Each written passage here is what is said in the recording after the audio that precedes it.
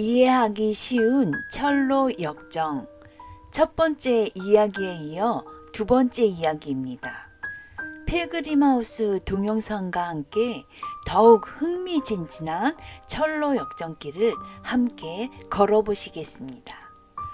사자 두 마리가 으르렁거리던 무시무시한 곳을 통과하여 아름다운 뷰티풀 하우스 평화의 방이라는 곳에서 크리스천은 기도하고 쉬면서 평화를 얻습니다. 교회에서 겸손하고 정직한 신앙 고백과 하나님과의 교제로부터 나오는 심령의 평안함을 얻은 상태를 의미합니다. 그러나 형식적인 교회 생활에 머물러 있다면 마음의 평안도 기쁨도 얻을 수 없다는 것이죠. 평화의 방에서 평안하게 휴식을 취한 후 크리스천이 서재로 인도되는 것은 교회의 기능으로 성도들을 하나님의 말씀으로 훈련해서 지식을 얻게 하는 것을 의미합니다. 공적으로 신앙 고백을 하는 성도는 교회에서 하나님의 말씀을 배워야 합니다. 성도는 기도로 준비하며 깨닫기를 갈망하는 마음으로 하나님의 말씀 사역에 부지런히 참여해서 말씀을 듣고 하나님의 뜻을 깨달아야 합니다. 부지런히 주의 깊게 말씀을 듣고 말씀대로 살고자 하는 자에게 영적 성장이 이루어지기 때문입니다.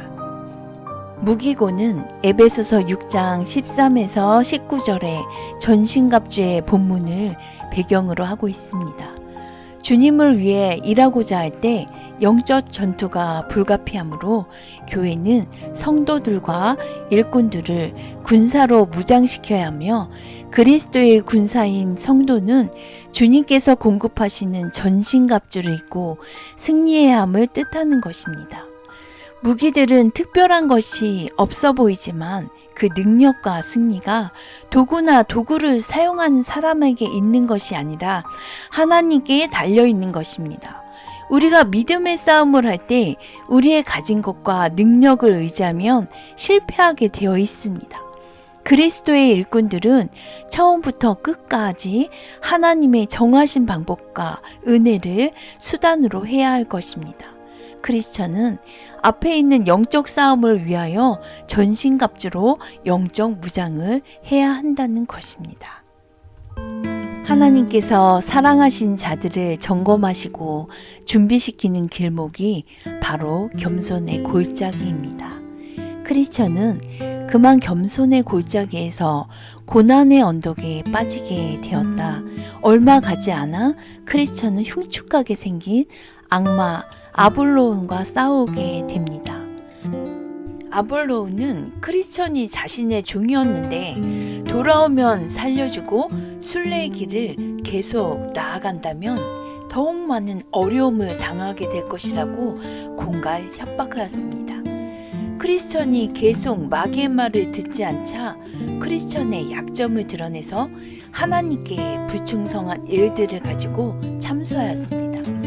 격렬한 전투에서 상처를 입게 되지만 갑자기 손 하나가 불쑥 나타나서 전해진 그 생명나무 잎사귀로 상처를 치유해야 하는데 이는 마귀의 화살에 맞아서 의심하거나 불신앙에 빠지기도 했으나 죄를 용서하시고 다시 은혜의 상처를 통해 신앙 성장시키시고 새롭게 하시는 것을 의미합니다.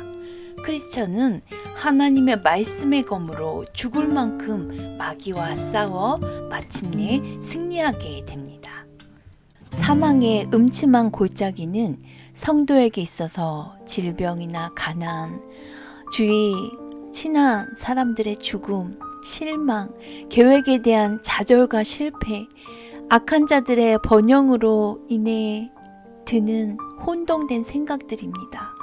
이런 외적 어려움뿐만 아니라 내면적으로도 마치 하나님이 나에게서 떠난 것 같고 모든 위로가 사라졌으며 구원의 감격과 기쁨을 잃어버리고 천국에 대한 소망도 시들어지는 그런 상태입니다.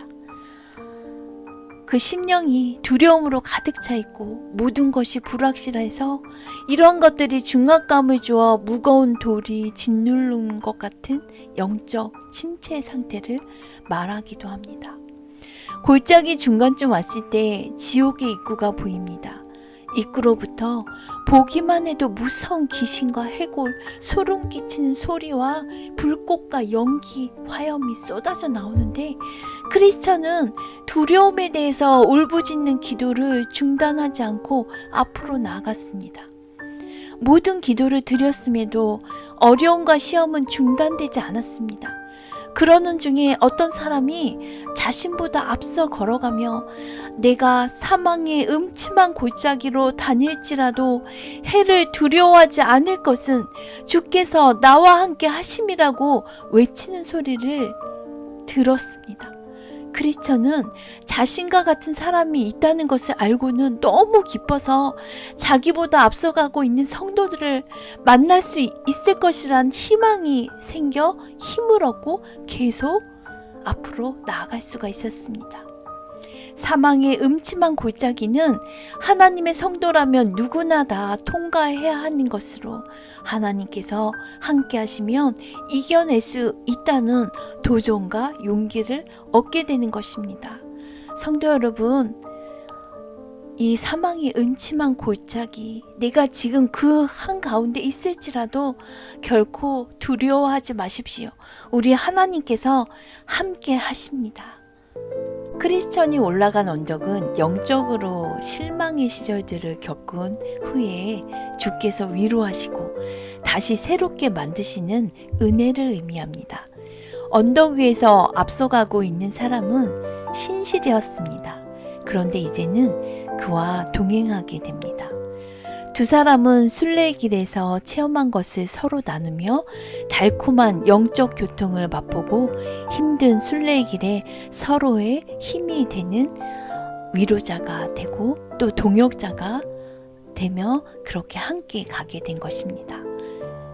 크리스천과 신실은 세상 미혹으로 가득한 시장인 허영의 시장에서 두 사람이 입은 옷과 언어가 허영 도시의 사람들과 너무 달랐기 때문에 시장에서 팔고 있는 상품에 눈길조차 또 주지 않는 그런 모습 때문에 두 사람으로 인해 소동이 일어납니다.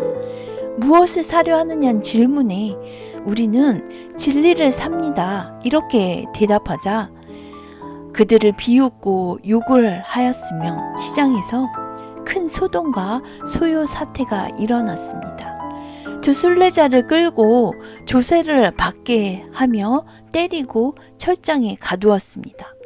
두 사람이 투옥되고 온갖 박해를 받는 장면은 성도가 세상과 타협하는 것을 거부할 때 세상은 성도를 조롱하고 정도가 심하면 마귀적 열정을 가지고 성도를 공격합니다.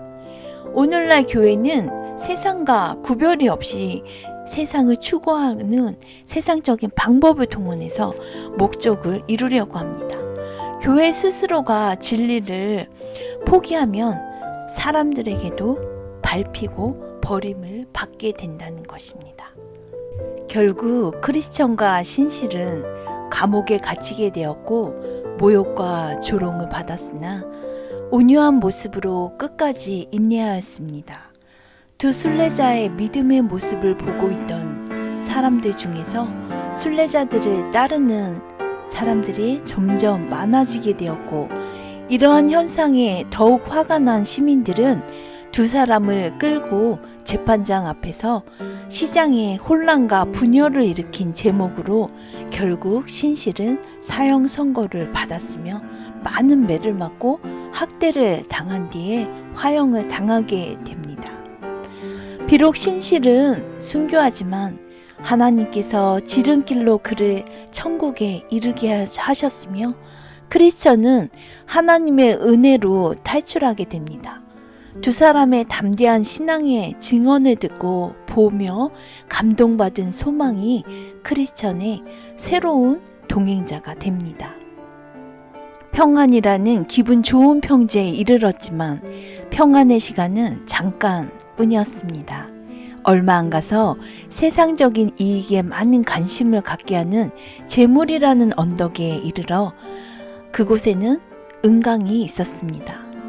앞서가던 사람들 중에 그 진귀한 은광을 구경하려고 가다가 곁길로 빠져 다친 사람도 많고 발을 잘못 디뎌 빠져 죽기도 하고 죽을 때까지 불구로 지내게 된 사람들도 있었습니다. 길에서 조금 떨어진 곳에 점잖게 보이는 대마라는 돈을 벌기 위해 땅을 파는 사람이 있었는데 힘들지 않게 조금만 일하면 곧 부자가 될 것이라고 계속 유혹했습니다. 크리스천은 뒤돌아보는 소망에게 한 발짝도 치우치지 말고 우리가 가야 할 길을 계속해서 가자고 재촉합니다. 대마의 미혹을 물리친 크리스천과 소망은 옛 소돔성에서 뒤를 되돌아보다가 소금기둥이 된 롯의 처에게서 교훈을 얻은 것입니다. 잘못된 길에 들어선 것을 깨달은 두 사람은 시온의 길로 돌아가기까지 간절한 기도와 울부짖는 기도로서 용서와 하나님의 도우심을 간구합니다. 두 사람은 잘못된 길에서 거인 절망이 살고 있는 의심의 성 지하 감옥에 갇히게 됩니다. 가장 비참한 상태로 4일간을 지내게 되는데 지하 감옥에서 빵 한 조각, 물 한 모금, 빛도 없었고 조언을 구할 어떤 사람도 없었습니다. 이것은 영적 공급이 전혀 없는 상태를 의미합니다. 그러나 두 순례자의 믿음은 점점 더 식어가고 있을 때 거인은 아무 저항도 할 수 없는 그들을 무자비하게 죽지 않을 정도로 마구 때리고 갖은 욕설을 하는 가운데 절대로 이것을 나가지 못할 테니 칼이나 밧줄이나 독약으로 스스로 목숨을 끊을 수밖에 없다고 말하면서 왜 이렇게 쓰라린 고통을 받는다는 것을 알면서도 굳이 그렇게 살려고 하느냐고 더 절망하게 합니다. 끔찍한 뼈와 해골들을 직접 눈으로 본 후 가장 심각한 두려움에 빠지고 비로소 간절히 기도하기 시작합니다. 기도하는 가운데 크리스천의 가슴속에 약속이라는 열쇠를 기억나게 하십니다. 두 순례자는 의심의 성 안에 있는 어떤 문도 열 수 있는 약속의 열쇠를 가지고 탈출하게 됩니다. 거인이 뒤쫓아왔으나 발작이 일어나서 두 순례자를 잡을 수 없었습니다. 그리스도의 사랑과 능력과 은혜가 두 순례자를 안전하게 탈출시켰음을 증명하는 장면입니다. 크리스천과 소망은 이제 기쁨의 산에 도착합니다. 이 산은 언덕의 주인에게 속한 곳으로 예전에 바라만 보기만 했던 그곳에 드디어 도착한 것이죠. 그러니까 어느 정도 영적 성장이 이루어진 것입니다. 그곳에서 물을 마시고 몸을 씻었으며 포도원에 들어가 자유롭게 포도를 따먹었습니다. 기쁨의 산에서 영적 위로와 은혜를 맛보며 구원의 즐거움을 회복시켜 주신 것입니다. 마음껏 물을 마시고 씻었다는 것은 죄의 더러움으로부터 영혼을 깨끗이 하는 것을 의미합니다. 산 꼭대기에 올라가자 양떼들을 먹이고 있는 목자들이 있었습니다. 순례자들의 그간의 여정을 듣고는 목자들은 매우 기뻐하며 기쁨의 산에 온 것을 환영합니다. 목자들의 이름은 각각 지식, 경험, 경계, 성실이었습니다. 목자들은 두 순례자들을 데리고 이단의 산이라고 부르는 언덕의 꼭대기로 데려갔으며 다음으로 주이라고 부르는 꼭대기로 데려가서 앞을 보여주었습니다. 계속해서 목자들은 두 순례자에게 지옥으로 빠지는 새끼를 보여주면서 남은 여정에 대한 경계의 교훈을 줌으로써 단단하게 미리 무장하게 합니다. 순례자들이 걸어왔던 길에서 약간 휘어진 좁은 길이 나 있었는데 기만의 나라로부터 굉장히 씩씩한 모습으로 걸어오고 있는 무지라고 하는 젊은이를 만납니다. 무지는 자신이 주님의 뜻을 잘 알고 있고 지금까지도 착하게 살아왔고 남에게 빚진 것도 없으며 기도도 하고 금식도 하고 구제도 하고 지금 가는 하늘나라를 위해 자신의 나라도 버렸다고 했습니다. 무지는 좁은 문을 통과해야 한다는 것을 모르는 채 자신의 믿음이 좋다고 착각하고 있는 것입니다.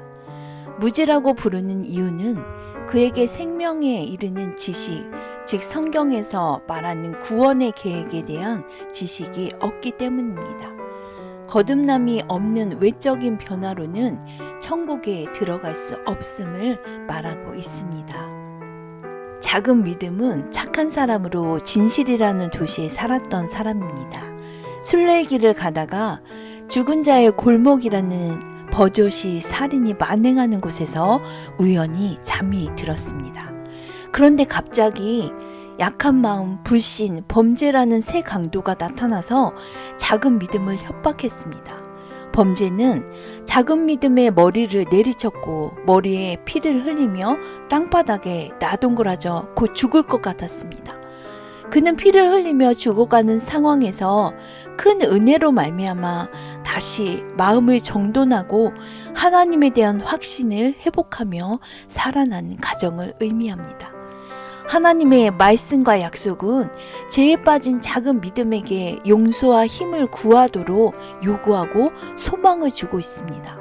작은 믿음은 다행히 가장 중요한 믿음의 보석은 잃지 않았지만 강도를 만나 구걸 상태로 길을 가는 초라한 순례자입니다. 우리 또한 작은 믿음이 아니라 우리 하나님 아버지께서 주시는 큰 믿음으로 우리가 끝까지 이 철로 역전길을 뚜벅뚜벅 걸어가길 원합니다. 순례 끝이 가까운 시점에서 아직도 순례자는 영적 잠의 유혹을 받습니다. 마법의 땅의 공기는 거기에 들어가는 사람에게 저절로 졸음이 오게 하는 곳입니다. 소망이 잠이 쏟아져 눈을 뜨고 있을 수가 없는 상황이 있을 때 크리스천은 잠들면 다시 깨어나지 못한다고 말하면서 목자들이 마법의 땅에서 조심하라고 한 말을 상기시킵니다. 두 사람이 한 사람보다 나으니라. 소망은 크리스천과의 사귐이 있어 다행이라고 말하며 두 사람은 졸음을 막도록 죄와 회심의 가정에 대해 이야기를 나눕니다. 천국문에 이르기까지 영적 침체에서 깨어 함께하는 동역자의 중요성을 우리가 깨달아야 할 것입니다. 두 순례자가 마법의 땅을 지나 비올라의 땅으로 들어갑니다. 비올라는 인생의 마지막 죽음 앞에서 영적 휴식을 취하는 시기입니다. 하나님의 성도들이 순례길을 마치는 것에 앞서서 평화롭고 안락한 시기를 즐기는 것을 묘사하므로 성도는 죽음을 두려워하지 않고 더욱 소망하게 됩니다. 비올라의 땅이란 약속의 땅을 바라보면서 모든 시험과 위험을 극복하는 영적 성장을 나타내며 순례길을 마지막까지 달려온 성도들이 천국에 들어가기 전 잠시 동안 누리는 의미를 의미합니다. 크리스천과 소망은 천국을 향하여 나가면서 빛나는 두 사람을 만납니다. 두 순례자가 마지막 죽음의 강 앞에서 용기와 힘을 갖도록 주께서 성도의 죽음에 앞서 높은 수준의 영적 체험을 주심으로 확신을 가지고 임할 수 있도록 하십니다. 비올라의 땅의 은혜는 특별히 그리스도인을 위하여 고난받는 시기에 더욱 부어주시는데, 예를 들어 스테반 집사의 경우 순교 직전에 성령이 충만하여 하나님의 영광과 예수님께서 하나님 우편에 서신 것을 보게 하신 것입니다. 크리스천과 소망이 있는 곳과 전성문 사이에는 죽음의 강이 있었습니다. 크리스천과 소망이 죽음의 강을 건너는 장면은 성도의 죽음을 묘사합니다. 죽음과 지옥의 열쇠를 가지고 계신 주께서는 죽음의 시간을 맞이한 성도의 믿음을 보길 원하십니다. 진정한 성도라 할지라도 죽음을 통과할 때 범내에 빠질 수 있음을 보여주는 것입니다. 죽음의 시간에도 주님을 의지하고 흔들리지 않는 믿음으로 건널 수 있도록 도와주시려고 준비하고 계십니다. 죽음의 강을 건너 뚝에 이르렀을 때 빛나는 두 명의 그곳에서 두 순례자를 기다리고 있었습니다. 천성문 앞으로 나아가는데 한 무리의 천군들이 그들을 영접하러 나오는 것이 보였습니다. 그들을 향하여 두 빛나는 이가 이분들은 세상에 있을 때 우리 주를 사랑했던 분들입니다. 주님의 거룩한 이름을 위하여 모든 것을 버린 분들입니다. 천사들의 환영으로 두 순례자는 감동과 감격으로 시온의 언덕에 드디어 도달하게 됩니다. 천군들이 크게 외칩니다. 어린 양의 혼인잔치의 청함을 받은 자들은 복이 있도다. 그들이 천성문에 이르렀을 때 문 위에 황금으로 새겨진 문구가 있었습니다. 그의 계명을 지키는 자는 복이 있나니 이는 저희가 생명나무에 나아가며 문들을 통하여 성에 들어갈 권세를 얻으려 함이로다. 두 순례자는 순례의 길을 시작할 때 받은 증명서를 각각 제출하였습니다. 그들은 증명서를 왕에게 가져다 주었고 왕은 증명서를 읽고는 그들이 지금 어디 있어? 하고 물었습니다. 옆에 서 있던 자가 그들이 문 밖에 서 있다고 대답하자 왕은 즉시 문을 열어주라고 명령하면서 너희는 문을 열고 신의를 지키는 의로운 나라에 들어오게 할지어다 라고 말하였습니다. 두 순례자는 문 안으로 들어갔는데 들어서자마자 변화되었고 금과 같이 빛나는 옷을 입게 되었고 또 수금과 면류관을 주었습니다. 천성, 새 예루살렘은 혹은 시온이라 불리는 순례자들의 마지막 영원한 안식처입니다. 대단원의 막이 내려지는 이 시점에서 여러분들 결론이 어떻게 되는지 궁금하시죠? 그런데 이 모든 일들이 깨어보니까 꿈이었습니다. 에이 뭐야, 좀 허무하다고 속았다는 느낌이 들지 않으시나요? 저는 좀 허무하더라고요.